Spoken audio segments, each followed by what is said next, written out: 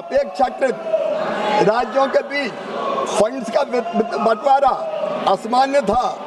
सबको न्याय देना जरूरी था। माननीय अध्यक्ष महोदय, एक नहीं कई तरह की समस्याएं मनरेगा में पैदा हो रही थी। माननीय अध्यक्ष महोदय, मैं आपके सामने निवेदन करना चाहता हूं कि इस योजना में 60% पैसा मजदूरी के लिए था, 40% पैसा इसमें मटेरियल के लिए था, लेकिन केंद्र से मजदूरी का पैसा पूरा का पूरा आता है, इसलिए मजदूरी ज़्यादा खींच लो और मटेरियल में खर्च ही मत करो।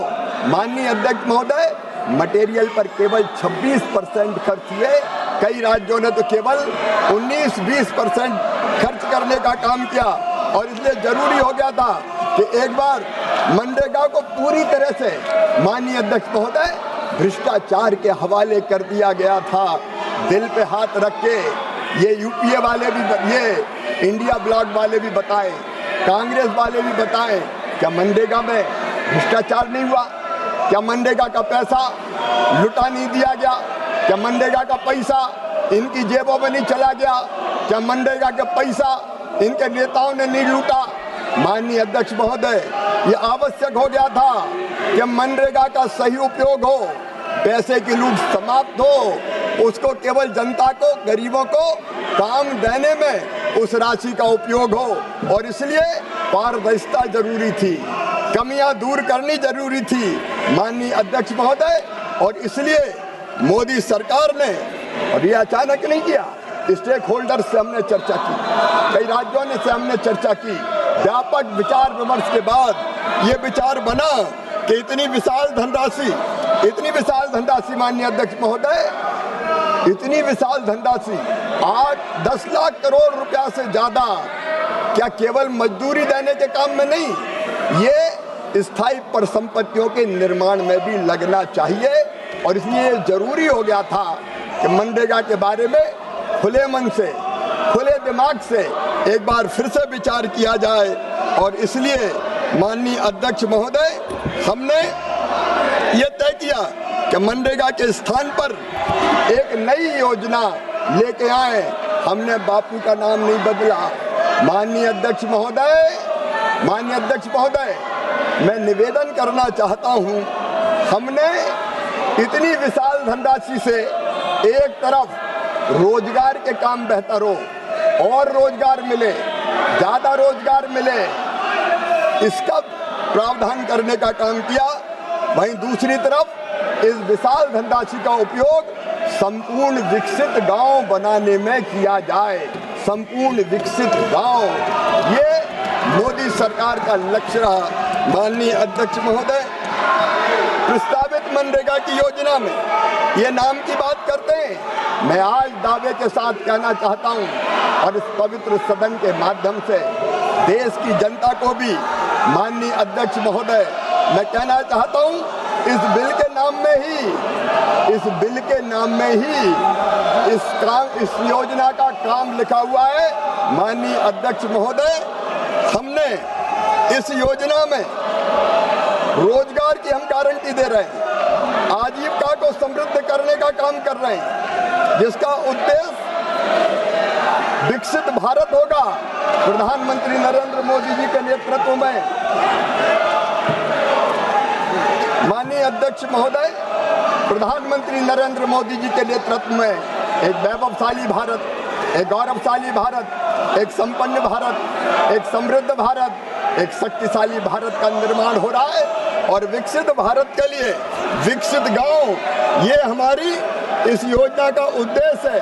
और इसलिए माननीय अध्यक्ष महोदय, हमने एक आदर्श गांव की कल्पना की, आदर्श गांव की। आज मैं सदन के सामने केवल योजना नहीं रख रहा हूं, एक सपना, एक संकल्प जो इस योजना के माध्यम से हम पूरा करना चाहते हैं, वो संकल्प, सपना और संकल्प है। सदस्य, आपको देश की जनता ने कागज फेंकने के लिए नहीं भेजा है, आपको चर्चा करने के लिए भेजा है। और मैंने कल सभी मान्य सदस्यों को पर्याप्त अवसर, पर्याप्त समय चर्चा के लिए दिया है। ये संसदीय परंपराओं के अनुरूप भी नहीं है और भारत के लोकतंत्र के अनुरूप भी नहीं है। माननीय मंत्री,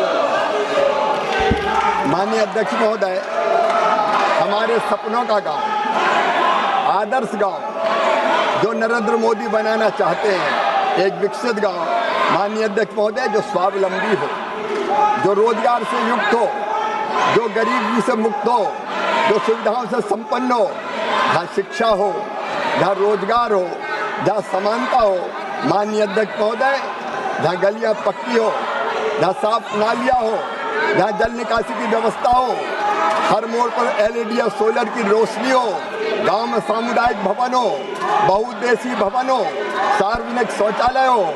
माननीय अध्यक्ष महोदय, आदर्श गांव ऐसा जहाँ पीने का पर्याप्त पानी हो, हर घर नल से जल पहुँचे, हर शुद्धिकरण की जल की इकाई हो, सबके पास रहने का घर हो, चूल्हे के धुएं से मुक्ति हो, हर घर शौचालय हो, ठोस अपशिष्ट प्रबंधन सेट हो, कचरा संग्रहण वाहन हो, डस्टबिन हो, सोखता गड्ढे हो, ग्रे वाटर प्रबंधन हो, कंपोस्ट वर्मी कंपोस्ट हो, स्वच्छता हो, सुशासन हो।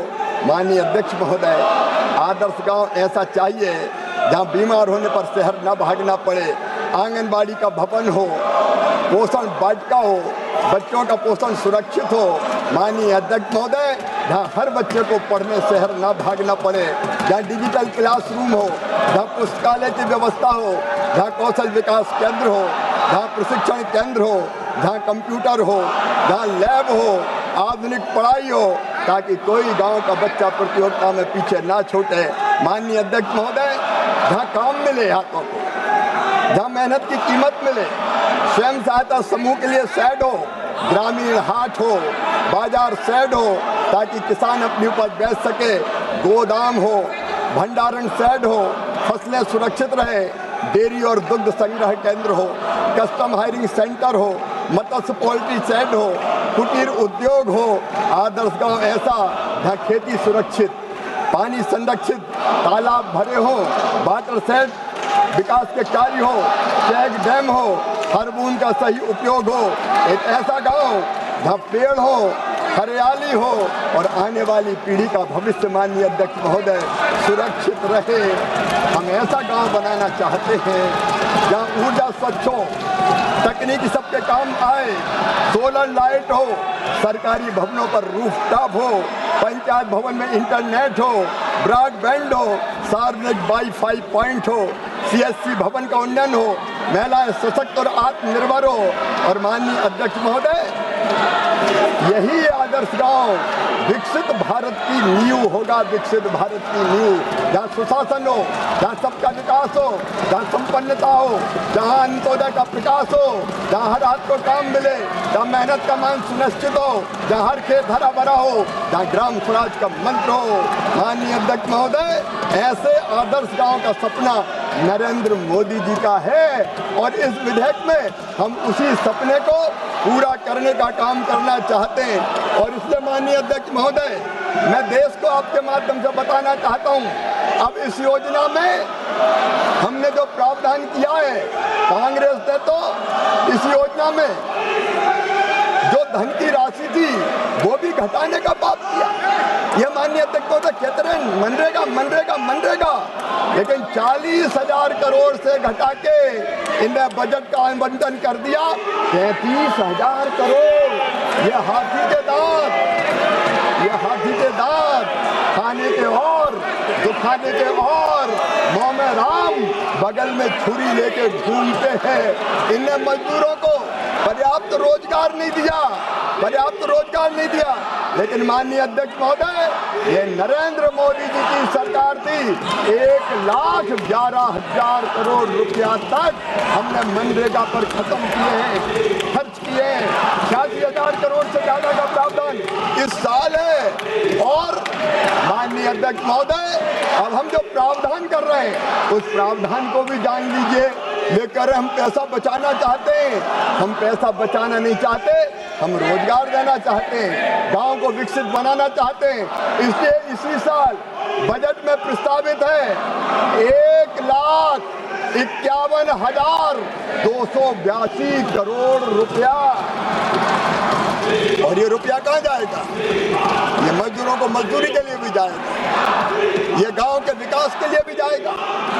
अकेले भारत सरकार 95,600 करोड़ रुपया खर्चा करेगी और ये भी अंतिम सीमा नहीं है, जरूरत पड़ेगी तो और पैसा आएगा। मोदी है तो मुमकिन है। ये तो एक एक पैसे के लिए रोते थे, इनके पास कुछ था नहीं, लेकिन मोदी सरकार के पास, नरेंद्र मोदी जी के पास गांव के विकास और रोजगार के लिए धन की कमी नहीं है। माननीय अध्यक्ष महोदय, इस योजना के अंतर्गत मैं देश को आपके माध्यम से बताना चाहता हूं, जल संरक्षण के काम लिए जाएंगे। जल शक्ति मंत्री यहाँ बैठे हुए हैं, कई जगह वाटर लेवल बहुत नीचे चला गया है माननीय अध्यक्ष महोदय, और इसलिए जो क्रिटिकल ब्लॉक्स हैं, जो सेमी क्रिटिकल ब्लॉक्स हैं, उन सब में पानी की बेहतर व्यवस्था के लिए 65% राशि तक खर्च की जाएगी। पानी की एक एक बूंद को बचाने का काम होगा। हम तालाब बनाएंगे, सिंचाई के कुएं बनाएंगे, माइक्रो इरिगेशन चैनल बनाएंगे, सामुदायिक जल भराव भूमि का सुधार करेंगे, वृक्षारोपण करेंगे। एक पेड़ माँ के नाम अभियान पर्यावरण बचाने को अभी काम करेगा माननीय अध्यक्ष महोदय। और दूसरी कैटेगरी माननीय अध्यक्ष महोदय, हम सड़कें बनाएंगे, पुलिया बनाएंगे, ग्राम पंचायत भवन, आंगनबाड़ी भवन, ग्रामीण पुस्तकालय, विद्यालय का निर्माण, किचन शेड, अतिरिक्त कक्ष स्कूल में, प्रयोगशाला, स्कूल परिसर की दीवारें, खेल के मैदान, शांति धाम, सामुदायिक काम, सोलर लाइट, ग्रामीण पार्किंग क्षेत्र, प्रधानमंत्री आवास योजना ग्रामीण के आवास, जल जीवन मिशन के अधीन किए गए काम माननीय अध्यक्ष महोदय। और केवल इतने ही नहीं, ये काम तो हम करेंगे, आजीविका से संबंधित काम भी करेंगे। प्रधानमंत्री जी ने संकल्प लिया है हर दीदी को लखपति दीदी बनाने का संकल्प। 2 करोड़ बन गई, अब 3 करोड़ बनाने वाले हैं, और बढ़ाते हुए एक दिन वो आएगा जब देश की किसी बहन की आंखों में आंसू नहीं होंगे, हर चेहरे पर मुस्कुराहट होगी माननीय अध्यक्ष महोदय।